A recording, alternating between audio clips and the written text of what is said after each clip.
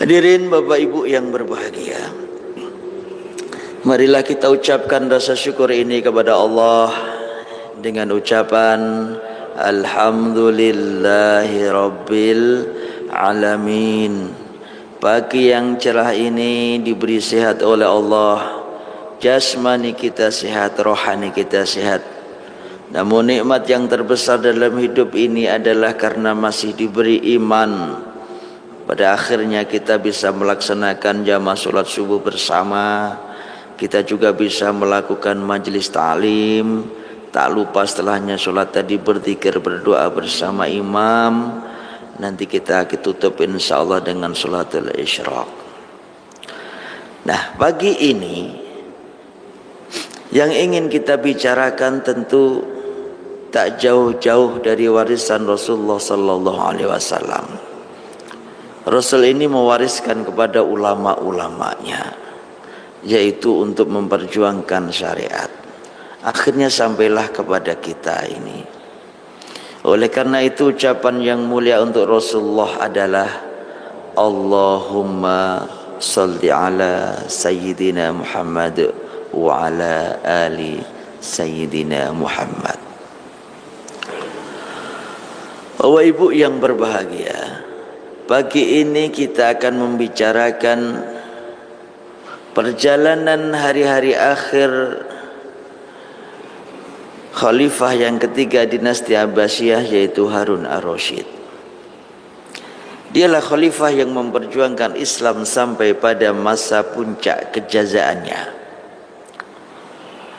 Dialah yang menjadikan Baghdad itu banyak berdiri bangunan-bangunan yang mewah megah. Dialah khalifah yang telah membangun banyak tempat-tempat peribadatan. Masjid-masjid itu menjadi besar yang ada di Baghdad dan sekitarnya. Dialah pula khalifah yang menggerakkan ulama-ulama ini mau membuat kajian-kajian agama Islam. Lalu dia pula yang mengembangkan ilmu pengetahuan menjadi maju. Ada kedokteran, ada ekonomi, ada sastra, ada astronomi, ekonomi, banyak yang lain. Dan dia pula lah yang menghidupkan perpustakaan besar namanya Baitul Hikmah, menjadi pusat kajian untuk penelitian ilmu pengetahuan. Dan dia pula lah yang juga ikut andil besar menyumbangkan peradaban Islam kepada seluruhnya sampai kita zaman sekarang ini. Dan dia pula lah yang berjuang untuk menerobos, menghancurkan benteng Sof punyanya Romawi di bawah kekuasaan ratu namanya Irena. Itu dihancurkan bersama pasukannya, jumlahnya 130.000 tentara menghancurkan benteng Sof yang akhirnya Ratu Irena ini mau memberikan upeti kepada kaum muslimin. Lalu ternyata setelahnya pun digantikan oleh Kaisar Nakfur. Dia mengatakan, kalau Irena itu kan perempuan, sedangkan aku adalah laki-laki, aku perkasa, lebih hebat dari Irena, maka aku tak akan menyerah begitu saja kepada Khalifah Harun ar-Rasyid. Aku akan melawannya. Berlindung di balik benteng Hiruklia, dia berusaha mempertahankan diri. Ternyata Khalifah Harun ar-Rasyid lebih dahsyat lagi, pasukannya lebih dikuat lagi, 130.000 pasukan di bawahnya, dari Khorasan pun dikerahkannya. Akhirnya tumbanglah benteng Hiruklia itu. Akhirnya Nakfur pun takluk, dia pun juga siap untuk memberikan upeti untuk kesejahteraan kaum muslimin. Itulah perjuangannya. Itulah perjuangannya sang khalifah yang diberi julukan Amirul Mukminin, pemimpin seluruh orang-orang yang beriman. Namun Bapak Ibu yang berbahagia, segarangnya seorang khalifah sehebat yang semacam itu pun dia mengalami gangguan yang ada dalam jiwanya. Apa yang mengganggunya? Ternyata hatinya itu selalu terhantui, pikirannya terombang-ambing, tak mengerti apa jawaban yang telah menghantui isi pikirannya itu. Ternyata Khalifah Harun ar-Rasyid ini merasa, aku sudah jenuh dengan kemewahan harta yang kumiliki. Dalam catatan Tarikhul Khulafa, itu harta yang dimilikinya sampai 400.000 dinar. Jadi banyak sekali. Aku ini sudah bosan jenuh dengan tahta kekhalifahan.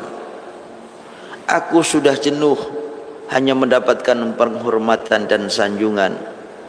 Aku jenuh semuanya ini. Tak masuk akal hidup ini. Bagaimana kehidupanku ini tak merasakan kekurangan, tak merasakan kemiskinan, di mana banyak orang-orang yang miskin di luar sana, yang susah di luar sana, terbelit ekonomi, kesulitan dalam kehidupannya sehari-hari, tapi aku tak pernah merasakannya. Di mana mereka orang-orang di sana ini biasa menjadi rakyat jelata, duduk dengan siapa saja dengan indahnya, santainya. Ternyata aku ini selalu hanya duduk di singgasana istana, di mana orang-orang itu ada yang dihina, dicaci maki, mereka ada yang diremehkan, disepelekan. Ternyata aku ini hanya mendapatkan penghormatan dan sanjungan. Aku bosan dengan semuanya ini, aku jenuh dengan semuanya ini. Lalu siapa sih aku ini sebenarnya? Jadi ternyata orang yang mendapatkan semuanya pun diberi kejenuhan sama Allah, jiwanya jadi sakit, hatinya jadi keras. Itu makanya ayat Qur'annya seperti itu, karena kita maunya ke sini gitu. Bapak Ibu yang berbahagia, lalu ia sadar, bukankah yang namanya manusia ini tak luput dari kesalahan dan kekurangan? Tapi ternyata saya ini tak pernah merasakan kekurangan, tak merasakan pernah hidup itu bersalah, semuanya benar. Orang kalau berjumpa denganku, kata Harun ar-Rasyid, tak pernah menyalahkanku. Omongan siapa saja disanjungnya, maka aku bosan dengan semuanya, aku mulai jenuh dengan semua itu. Lalu siapa sih sebenarnya aku ini?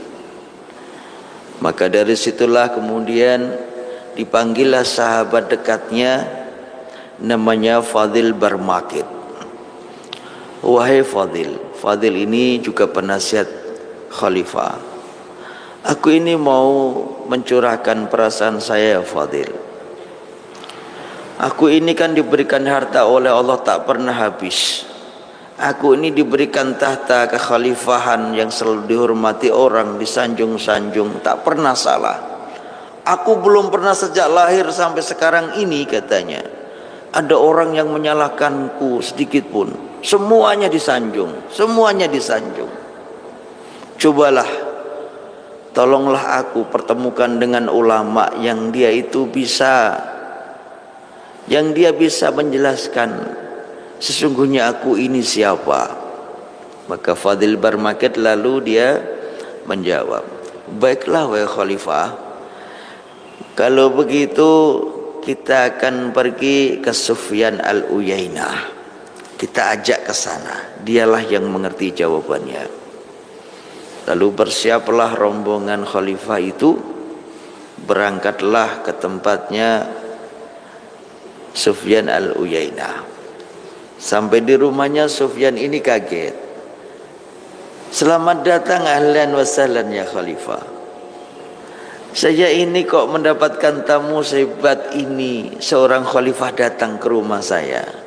Bukankah cukup khalifah ini mengirim utusan dan saya datang ke istana? Dijawablah oleh Harun ar-Rasyid, wahai Sufyan, banyak ulama yang datang ke istana, tapi sesungguhnya aku itu mengerti mereka itu hanya penjilat. Mereka itu hanya ingin mendapatkan hadiah dari aku itu. Aku ingin mereka yang datang ke tempatku itu hanya ingin mendapatkan kedudukan, kesempatan, peluang, sehingga mereka ini secara duniawi akan diuntungkan. Aku mengerti. Oleh karena itu setiap ulama yang datang ke tempatku pulang, lalu kuberikan kepingan-kepingan dinar emas. Dia senang. Nanti bulan depannya dia akan datang lagi. Bulan berikutnya dia akan datang lagi. Padahal sesungguhnya hatiku itu mengatakan kepada mereka, aku semestinya tak menyukai hal yang semacam itu. Namun mau apa dikata, karena sesungguhnya mereka ini harus dikerahkan untuk menggiatkan kajian-kajian agama. Tapi aku ini ingin datang kepada orang yang betul-betul aku ini mengerti siapakah diriku ini. Aku tak suka orang-orang yang penjilat semacam itu.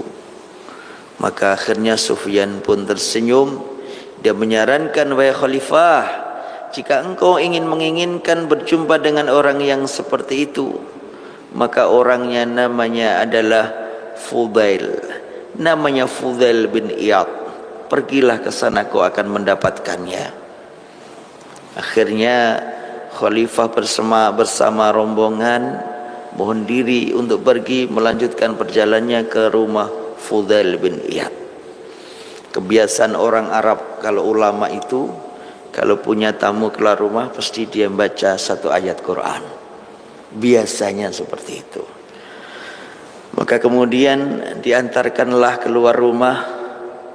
Sufyan ini membaca hadza basairu linnasi wa hudaw wa rahmatul liqaumi yuqinun, Quran surat Al-Jasiyat ayat 20. Inilah Al-Quran, kata Sufyan.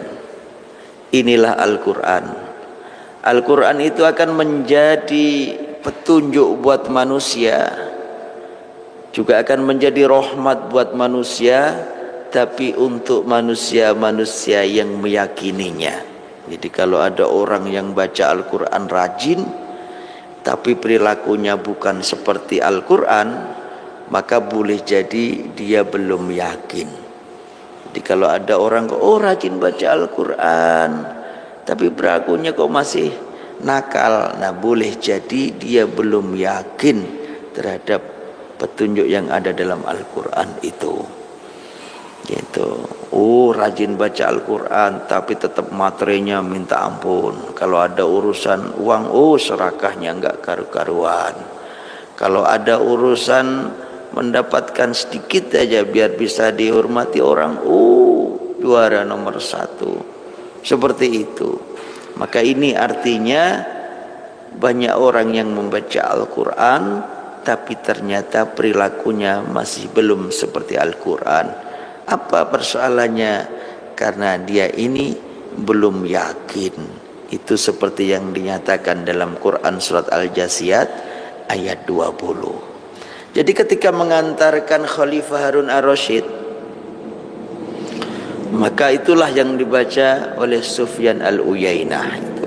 Jadi kebiasaan orang Arab itu kalau ada tamu mesti baca meskipun sepotong ayat gitu. Nah begitulah itu. Ternyata itu sejak Rasulullah pun sama. Jadi kalau Rasulullah itu kalau ada tamu juga biasa membaca sepotong ayat. Itu. Bapak Ibu yang berbahagia. Kemudian singkat cerita, sampailah rombongan Khalifah Harun ar-Rasyid ini. Beliau ini sampai ke rumahnya Fudail. Namanya Fudail itu kalau dalam ilmu bahasa itu isim tasghir.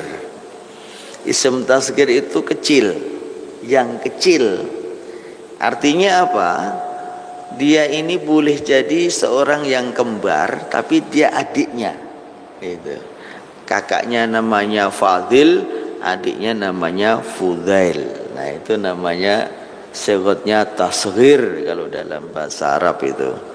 Nah wazannya fu'ailun, maka dia fudailun, kemudian dibacalah fudail gitu. dalam bahasa Arab seperti itu. Jadi kalau orang yang bisa bahasa itu pasti dengan istilah-istilah itu sudah nggak kaget. Ini berarti ada kakaknya ini. Kakaknya mana? Boleh jadi kakaknya meninggal atau kakaknya masih ada. Itu orang bertanya-tanya. Kalau dia Fudail ini nanti jadi ulama besar, berarti kakaknya juga paling tidak mudah ke bawah, terkenal ikut nama adiknya. Itu biasanya mudah diketahui kalau dalam kitab langsung dicari. Ini ada kakaknya ini. Fudail namanya. Jadi dia adalah Fudail bin Iyad. Tapi sebelum berjumpa dengan khalifah, saya ingin menjelaskan siapa sih sesungguhnya Fudail itu. Fudail ini adalah mantan perampok, Pak. Dia ini gendo kalau orang bilang.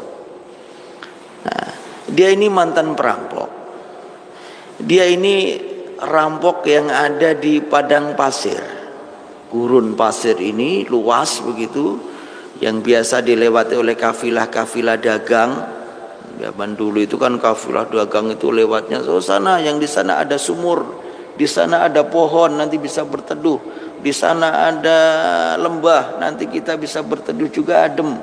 Jadi mereka melewati tempat yang itu saja. Nah, Fudail ini adalah pimpinan perampok yang di tempat itu. Namun Fudail ini kelebihannya adalah dia ini rajin sholat. Ini bedanya nih. Kalau zaman Wali Songo ya mungkin Sunan Kalijogo lah ya kan gitu. Dia ini rajin sholat, sholat fardunya iya, sholat sunnahnya iya. Kemudian dia juga rajin puasa, puasa Ramadannya iya, puasa Senin Kemisnya iya. Ini namanya Fudail bin Iyad. Nah, sewaktu-waktu dia ini pas sholatnya di bawah pohon. Jadi pohonnya itu jarang-jarang Pak di Arab Pak. Jadi gampang. Di Arab itu pohon itu pasti daunnya keras-keras. Nih, pokoknya kalau jumpa pohon jarang yang daunnya lemes kayak di Indonesia ini. Nah, saya kan banyak daunnya lemes-lemes. Sana tuh keras-keras. Daunnya rata-rata keras. Kalau yang di gurun-gurun itu keras-keras. Nah, pohon ini dia itu sholat di bawah pohon. Nah, sedangkan anak buahnya ini merampok kafilah. Dirampoknya kafilah itu setelah selesai mendapatkan hasil rampokannya itu, maka dia pun lari. Tapi Fudail sebagai ketua rampok ini ngasih ketentuan, jangan merampok perempuan, jangan merampok anak-anak, jangan merampok semua dihabiskan, tapi disisihkan supaya mereka masih bisa makan di perjalanan. Ini rampoknya enggak seperti rampok biasa nih. Kalau rampok kita kan enggak ya kan. Nah, kalau anak-anak malah ringan ini, ngambilnya gampang gitu. Kalau perempuan mudah sekali ini. Ya, makanya justru targetnya malah anak-anak, perempuan, gitu. Tapi Fudail ini tidak. Jadi ketika anak buahnya ini merampok kafilah, kemudian lari dia sampai di sebuah tempat pada makan ini anak buahnya Fudail ini, menikmati hasil rampokan ya kan, ini ada makanan makan gitu kan. Ternyata di antara kafilah ini ada yang betul-betul jantan, mungkin pernah mantan pendekar kali ya kan, didatangi mereka. Wahai tuan-tuan, katanya, ini dalam Tarikhul Khulafa saya ceritakan, cobalah tuan-tuan, saya mau bertanya siapakah pimpinan kalian ini. Ini kan jantan nih. Siapakah pimpinan kalian? Ada enggak di sini katanya. Dijawab mereka baru makan. Dalam hati mereka kan, Allah cuma satu orang, kami ini kan lengkap ini. Kita juga jagoan biasa berantem biasa. Makan aja dengan santainya. Pimpinan kami sedang sholat, jawabnya. Loh, sekarang kan bukan waktunya sholat.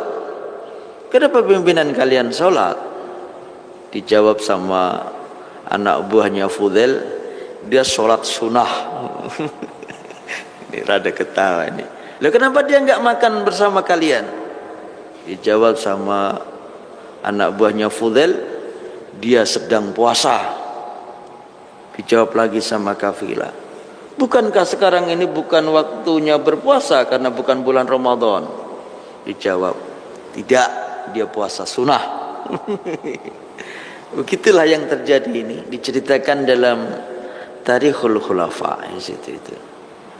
Maka akhirnya Fudail ini perampok. Dia ini juga melakukan agamanya tekun, tapi dia ini melakukan kemungkaran. Berperanglah di dalam pikirannya, berperanglah dalam hatinya itu. Terakhir kalinya adalah ketika Fudail itu mau merampok. Datang kafilah lewat di tempat wilayah kekuasaannya itu. Ternyata yang dirampok membaca Quran. Di atas onta itu baca Quran aja gini. Rampok enggak ya? Rampok enggak ya? Gitu, Fudail ini. Akhirnya oleh Fudail enggak jadi dirampok. Hari itu pula Fudail ini menjadi taubat. Ngasih tahu kalau udah kawan-kawannya, udahlah kita taubat aja lah, kerja apa adanya, makan apa adanya, sama aja. Kita ngerampok dari dulu juga nggak kaya-kaya juga. Kemudian mereka pun akhirnya sadarlah itu. Nah, Fudail itu lalu jadilah dia menjadi alamah yang sufi, seorang ulama yang sufi, Fudail itu. Nah, kemudian sampailah rombongan Khalifah Harun ar-Rasyid ini berjumpa dengan Fudail bin Iyad. Dia pun tidak kaget didatangi oleh seorang Amirul Mukminin. Presiden datang di tempatnya Fudail itu, orang miskin, hidupnya biasa saja, tapi dia adalah sangat alim. Kemudian Khalifah Harun ar-Rasyid ini bertanya, "Wahai Fudail," katanya. "Iya ya Amirul Mukminin." Ya biasa saja, enggak menghargai, enggak apa, ya biasa sajalah. "Gimana ya Amirul Mukminin? Kedatangan saya sini ini untuk bertanya kepadamu. Cobalah Fudail, jelaskan kepadaku, aku ini sesungguhnya siapa?" Fudail dia menjawab, "Bukannya tuan ini khalifah, bukannya tuan ini sudah merasa jadi penguasa presiden di sini nih. Kenapa pula tanya sama saya?" Fudail nih, dia lugu aja begitu. Dijawablah dengan oleh khalifah itu, oleh Harun ar-Rasyid, "Bukan itu maksud saya Fudail. Aku ini kan orang kaya raya dari kecil. Dari kandungan pun bapakku sudah kaya, kakekku sudah kaya. Jadi di kandungan pun saya sudah kaya, nggak pernah kekurangan. Sampai lahir pun saya menjadi orang yang tak pernah kekurangan. Aku berkelimang harta Fudail. Aku ini berkelimang dengan penghormatan dan sanjungan. Aku ini duduk di istana, aku di atas singgasana kekhalifahan. Tak pernah salah dalam hidupku.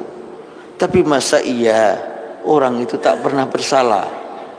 Makanya aku ini bertanya-tanya, sungguhnya aku ini apa? Kenapa jadi manusia tidak pernah bersalah?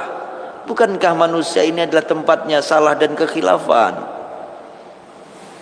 Lalu Fudail pun tersenyum, dia menjawab, "Wahai khalifah, Anda ini kan hidup di sebuah negara besar. Maka Anda ini adalah seorang bapak dalam keluarga. Maka hadapilah orang-orang yang ada di sekitarmu itu, rakyatmu itu. Mereka yang usianya lebih tua darimu, perlakukanlah seperti bapakmu, seperti abangmu, seperti pamanmu. Perlakukanlah mereka itu. Kemudian mereka yang seusia denganmu, perlakukanlah seperti sahabat dekatmu, seperti temanmu main yang kau tak pernah menyakitinya, kau tak pernah membuatnya lapar dan kecewa. Terhadap mereka yang lebih kecil denganmu, kau perlakukanlah sebagai adikmu, kau perlakukanlah dia sebagai anakmu, sehingga engkau takut menyakitinya. Kau selalu berpikiran supaya mereka bisa mencapai cita-citanya. Lakukanlah itu." Di pesannya Fudail bin Iyad. Disitulah Khalifah Harun ar-Rasyid itu langsung tertunduk. Dia lalu bercermin, "Oh, sudahkah aku melakukannya itu? Dia lalu pulang, terima kasih wahai ulama, saya mundur diri, saya ingin memberikan ini. Dibawanya satu karung duit itu, dinar. Apa jawabnya Fudail? Wahai khalifah, hidupku sudah cukup, tak perlulah kau memberikan yang semacam itu. Akhirnya pulanglah khalifah itu. Dia menangis karena pemberiannya ditolak. Lalu Fudail dia bilang, andai engkau ingin memberikan bukan kepada aku wahai khalifah, berikanlah kepada yang lain, yang mereka itu membutuhkan, makanya engkau akan sangat dihormati, dihargai dari hatinya yang paling lembut. Jadi banyak orang yang dihormati, dihargai tapi bukan dari hatinya. Boleh jadi dia takut kekuasaannya, boleh jadi dia khawatir karena nggak dibantunya, karena dia orang kaya raya, tetangganya kaya raya biasa memberi-beri, maka dia akhirnya menghormatinya. Atau ia orang terpandang, dia khawatir dia dimusuhinya. Jadi carilah seorang itu yang menghormati, menghargai kita karena yang lahir dari hatinya yang paling lembut itu. Ini nasihat Fudail, ini catatan buat kita. Itu aslinya Fudail memberikan nasihat kepada Khalifah Harun ar-Rasyid itu adalah menasihati kita. Bapak Ibu yang berbahagia, lalu di penghujung usia Harun ar-Rasyid, beliau masih muda sudah wafat, usianya 48 tahun. Beliau wafat dalam perjalanan menuju Khurasan. Karena ternyata wali yang ada di Khurasan, amirnya ini memberontak. Sedangkan di Khurasan ini ibaratnya isinya satu daerah itu pendekar semuanya. Kalau zaman Majapahit saya sering cerita kayak Madura lah, ya kan? Ronggolawe Madura, Lembusora Madura, Kebuanabrang Madura, ya kan? Ya, Wiraraja Madura, ya kan? Madura semuanya jagoannya Majapahit dulu itu. Nah ibaratnya ini Khurasan itu ya seperti itulah. Isinya pendekar semua, panglima perang semua. Isinya semua bisa main pedang semuanya. Bisa main pedang, main tombak, main panah, bela diri, semuanya bisa. Naik kuda, naik onta, itu semuanya pendekar di situ itu. Nah ini amirnya, dia memberontak. Maka oleh karena itu dia harus berangkat sendiri. Maka ini harus saya yang menyelesaikan, kata Harun ar-Rasyid. Usianya 48 tahun. Tepatnya di 193 Hijriah. Beliau ini sakitnya kambuh di tengah perjalanan sebelum masuk ke Khurasan. Sampai di Tus, nama kota yang berada di wilayah Iran. Jadi berangkatnya Irak. Kalau begini saya gambarkan.